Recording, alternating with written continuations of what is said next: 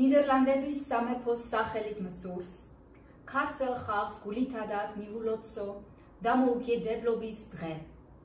დამოუკიდებლობის მოსაპოვებლად საქართველოს ბევრი ბრძოლა მოუწია და ბევრი მსხვერპლის გაღება მოუხდა.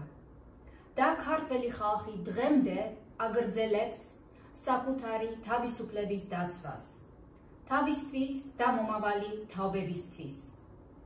ნიდერლანდების საქართველოს დამოუკიდებლობის მოპოვების დღიდან თქვენი სანდო პარტნიორი და მეგობარია.